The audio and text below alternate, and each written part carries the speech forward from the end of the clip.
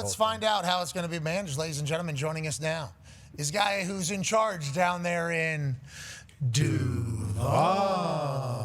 Head coach of the Jacksonville Jaguars, ladies and gentlemen. I'm sure he's got a fresh pair of shoes on his feet. He's probably swagged out immensely, fresh off a massive dub on Monday Night Football against the Chiefs, who could potentially be in the middle of a dynasty. This team may be beginning one. Whoa. Ladies and gentlemen, the head coach of the Jacksonville Jaguars, Liam Coen. Yeah, coach.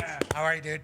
Thanks, guys. Appreciate you guys, man. Sorry, I'm losing my voice a little bit here, man. I would be emotional after last night. Obviously, we enjoy listening to your speeches afterwards when you're talking to the boys, and we assume throughout the week the amount of messaging that you're sending to this squad is also a lot. So we appreciate you utilizing some of your vocal cords on this glorious Preparation Tuesday and chatting with us after the biggest win of your head coaching career. Congratulations. Yeah. Congrats. Okay, so obviously Kansas City Chiefs coming to town.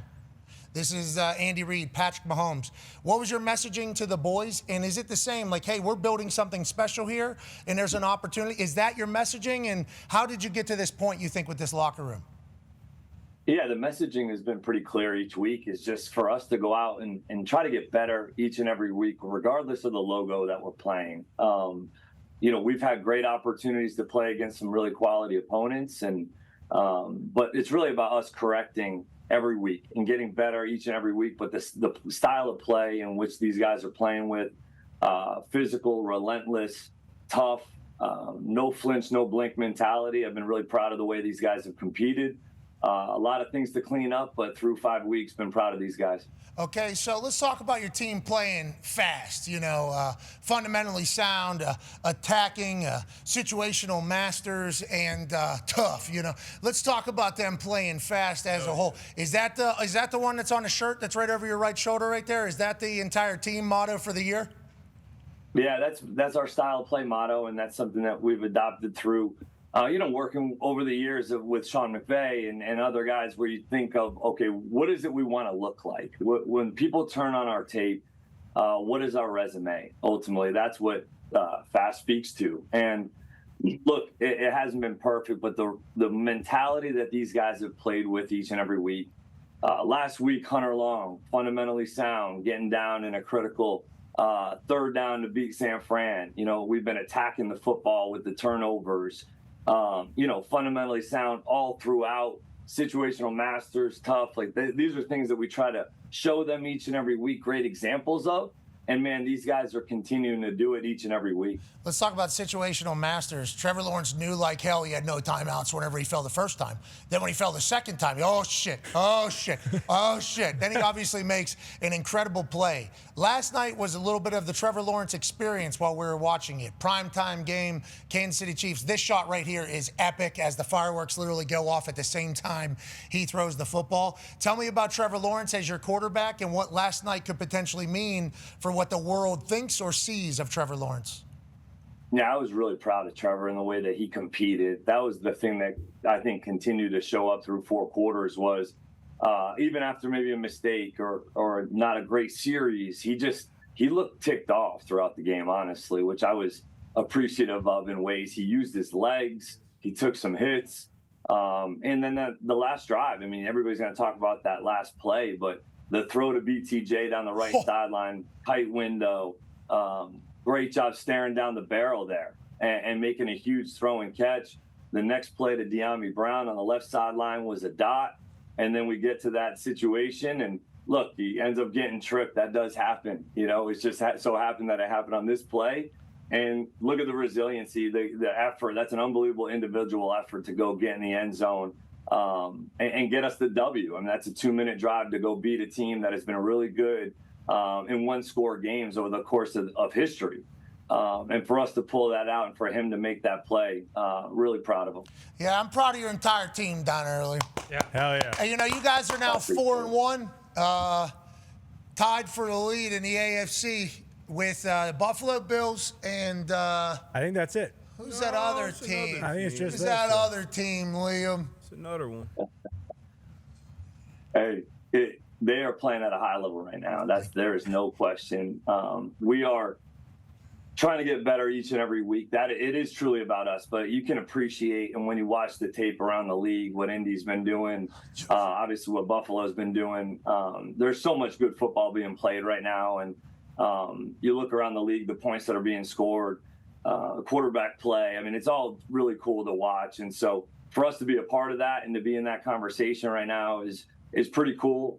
We've got an opportunity this week against Seattle at home again, where we're going to need our fan base and city to come support again for us. Yeah, I would like to say you're obviously in there doing it, and I'm just having Jack and diets at the games for the Colts, but nobody would have pictured us. Look at us.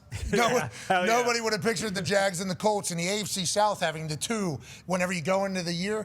That's why the NFL is the greatest. Football is the best sport on earth, and if you can get the boys motivated and rolling, anybody can beat anybody, especially with how you guys look on the defense. 99-yard pick six. Yeah. Go ahead, D-Bud. Devin Lloyd backing it up. So big addition, defensive coordinator Anthony Campanelli. What has he brought to? Because last year, I think you guys obviously you weren't there, but the Jags only had like 9 takeaways, already up to 14, leading the National Football League and taking the football away.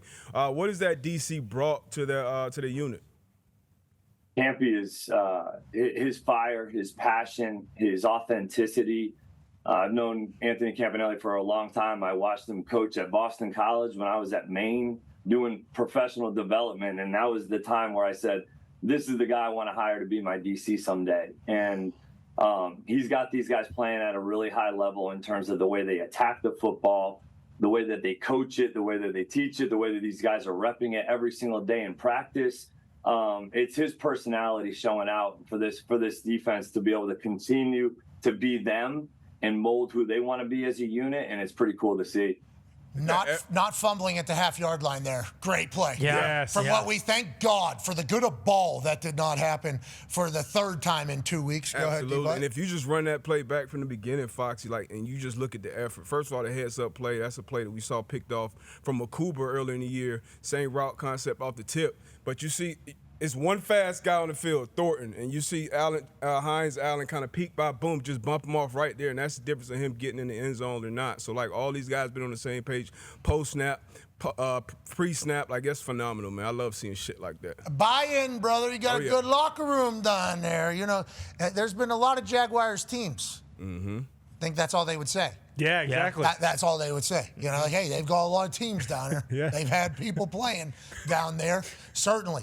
Beat the Colts every single year down there, but seemingly nothing else. For you to have the boys this quickly into your stint, you and Stoner, having everybody bought in, I feel like there is a true, eager for success down there, like a yearning for success. And that owner, brother, from what we know from outside looking in, he's all in. Ty has a question. Yeah, Coach, I'm just curious. Is this what you envisioned in January? I mean, obviously, it happened in September. After last night, it's happening in October. Do you get the sense that this is going to last forever? Or where are we sitting right now?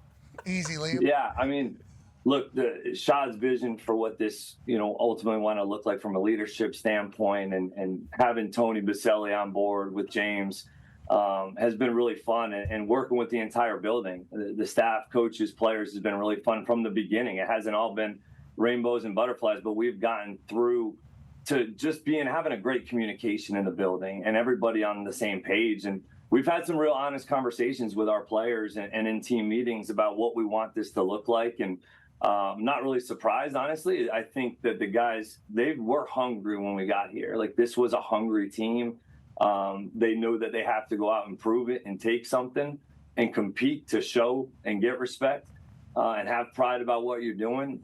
Really proud about where we're at right now. Let's talk about some of your guys. There was a moment where this thing could have went one way that I think Jags fans would have expected potentially of yesteryear, but maybe not this year. Go ahead, Connor. Yeah, Coach, last night you guys ended up tying the record for the NFL in most double-digit comebacks. It was incredible, but what was it like when you were down 14-0? Was it kind of a quiet sideline? Was there someone, kind of walking up and down, getting everyone going? How would you describe that atmosphere during that point in the game? Yeah, it was a shocker a little bit because we hadn't, really been behind that much early on in games. And so I did think that we had some really juiced up energy, I think, going into the game. I wouldn't say it was, not ready for the moment or bright eyes. I think we were a little bit overly juiced, and came out and just really needed to compose ourselves. I think Anthony Campanelli grabbed the defense after the second score and was very vocal, had the whole group over there trying to communicate what the standard and expectations are, and those guys followed suit. And then I just saw Trevor, like his demeanor throughout the entire game, guys, was so steady in a fiery way. He had a look in his eyes all day that we were going to be confident about coming back from a 14-point deficit. And we just chipped away at it and made some plays in critical moments. I like to hear that about Trevor, bro. Because he's always been like super chill guy. Because I think, and you would know him better than me, and I'm not a sociologist, which I think would be the people that would be doing this study. Oh, I am. Okay, so D-Butt, you can be the one that maybe answers for us here. Okay. I think because he's been so popular for so long, he's been forced almost to not act arrogant, don't act too confident, also don't be too, like since he's like 8th grade, they've been saying this guy's the guy. And I think this has been during the era of cell phones. So like I think Trevor Lawrence throughout his entire high school career, college career, and he's been basically forced to just have no emotion almost, you know? So I think people would take that as a way of maybe he's not as intense or whatever, but I think he literally wasn't allowed. So just like you're saying, us from a group of people that have been watching him for the last 7-8 years because he plays against, or however many years he's been, 5 years or whatever, because I like that he's getting, I like that ball throw. Yeah. I like that shit. And it sounds like you do as well. It feels like you're getting maybe the most out of Trevor Lawrence or freeing Trevor Lawrence. Like, how do you feel like whenever, because this guy has been a star since 8th grade. Like, how is it dealing with him? And obviously you being a quarterback must help at least a little bit. Yeah. There's truth to the fact that he's been in the spotlight for a long time. I don't know if there's many people better with the media than Trevor in terms of the way he speaks to people with such humility and honesty. That's how he speaks to our team and to our players, and that's what makes him a leader. That's why he showed out in a moment like that last night, is because he's able to take responsibility for his actions in front of people, in front of the group, in front of coaches. There's an honesty there that he wants to continue to get better, and we haven't even really gotten there fully. And last night was a huge step in the right direction. I think there's a lot of meat on the bone, and last night was a great moment for Trevor to continue to go forward. He's just he's everything you want, tall. The hair was almost more perfect last night than ever. I don't know if it was his birthday. It was his birthday. And jawline also shining on the birthday. Yep. And then obviously and then that last play, unbelievable to score a touchdown. Coach B.A. has a question for you. Coach Coen. Hey, congrats, man. I know how hard it is to get to 4-1 your first year, but I just want to know, did Ezra Cleveland get a game ball? Because I'm definitely giving him one. When he fell down twice and he just pancakes that left end and opens that hole up for him, and I'm definitely giving Ezra a game ball on that one. Sounds like you're being forced to as well. Hey, Coach, thank you. So much respect, BA. You those guys up front have been playing that way, and Ezra has definitely taken that physical mindset, and he's done that a lot this season. Look, he's playing hurt. He's playing. They're just playing through toughness and grit. And I really appreciate Ezra. He's definitely going to be up for a game ball. That's what it's. Hey, Ezra, congrats, dude. Attaboy, Ezra. Congrats, dude. Sounds like you got one. BA's handing out game balls from retirement. I love that. Start tossing them around buildings. Maybe it should be BA's game balls. Ooh. Definitely. Segment. BA's ball. Hey, BA's balls. Everybody wants to be a part of BA's balls. Coach, ain't that Is that the truth? Coach, take it easy. Hey, real question here. We were talking about as you were coming on. I assume you heard a little bit as we were setting up the camera. The Travis Hunter usage. And I think last night was the most a lot of us had seen him play since when he was at Colorado. He's spectacular. I mean, the gloves and the cleats were certainly a part of it, but anytime he gets the ball, it's like, holy shit, anything could happen here. And then on defensive side, you guys have enough faith in him to be lining up against GOAT, first ballot Hall of Famer in Travis Kelce. There's conversations about, will he be able to play full-time on both sides of the ball? How are you going to manage that? It's a lot of, obviously, intel that he has to learn, let alone managing the body and everything like that. And on the offensive side, we see that, and we think, there's not a lot of people that could do that. Why are we wasting any time on defensive side? But then you guys are probably saying, we put him on Travis on third down. There's not a lot of people that could do what he could do on the defensive side. How are you managing it? Where are we? And there's a story going around that you were a part of, actually. Eli said something about maybe he didn't practice offense in college. If you would like to clarify all that type of shit into one convo, we'd like to let you know he's a special talent from our sites. How are you guys handling it all, and what's the plan? Yeah, I mean, it's been a work in progress that each week you're continuing to look at how to improve the schedule, the operation. I think we're in a good place right now with how he spends his time both on the offense and defensive side during the week. And look, he made the most of some unbelievable opportunities last night. And really, it was starting over the last few weeks. We just, didn't connect on a few. He's been open a few times, or just whatever happened, it didn't come to fruition. And last night, to see him go out and make the plays with the ball in his hands, run after catch, the energy that he brings, really, really cool to see. And then the defense, as much as we can get him out there and get him in positions to be successful, we want to keep doing so. What's the tap on this? I can't tell you. I think it's only getting better and better as we go. I'm really excited to see what it's going to look like week in and week out. It's somebody we got to continue to get the ball to and get the ball in his hands. Him and BT had great nights last night, made huge plays for us. And then he practiced on defense on offense at Colorado. It was just primarily defense. Got it. And then that's when he would go out, look at the signals from the sideline, that's what they did. They were a no huddle operation. So I think he practiced on offense, just not very much. It was way more on defense. He got in the walkthroughs on offense, and look, they used him and made him a Heisman Trophy winner. And he did that on his own. He did that with that help of Colorado. We're hoping to continue to do that so he can be the best version of himself. So he was primary defense with offensive packages, basically, whenever he was at Colorado, is kind of what you're saying? Yeah, he was just a little bit more primary on defense with, I think, the meeting time, the time allocated, and they caught him up more in the walkthroughs and maybe a practice or a period or two during the day in practice on offense. So he's gotten the work at both. It was just a little bit more defense than offense there. And where we've been kind of flipping that and doing more offense than defense from a just development standpoint of playing the receiver position and what goes into not just a formation and a motion, but reading coverage on a play or going and executing and being at the right spot at the right time. He's getting better and better, and we're excited about what's in store. So Coach Prime obviously has a lot of NFL guys that have played on his coaching staff. And I think that's what all NFL guys asked immediately upon that Travis Hunter is going to play on both sides of the ball. Well, how is he going to spend his meeting time? That is literally what everybody that's ever played in the NFL or has been in a building, how is he going to manage that? So everybody's talking about on the field, but what about install and everything else that takes place? So I appreciate you guys saying he's a weapon on offense. We got to get him in here. But it sounds like on the defensive side, whenever he has a package for defense maybe, it might change game to game. Is that something we're just assuming there now at this point? Yeah, he's basically, Campy knows, all right, Travis is in. These are more of my priority calls. Try to stick with more of these. It's not just necessarily a package. It's just, all right, trying to be in a good area of doing what he does best or what he knows best as well. Whether that's playing cloud or 3D or man, and just trying to simplify some of that. But he has to know a ton of the calls. He has to know all the red zone calls, the situational third down calls. He's got to know a lot of each game plan, guys. I mean, the amount of time that is spent throughout the day when he's not in a meeting on offense, he's definitely with the defense or vice versa. There's not a minute of his time throughout the day that isn't being utilized during practice, during special teams. He's doing indie on offense or defense. It's full go. He's got a lot of work to do each and every week, and so do his coaches, and it's getting better and better.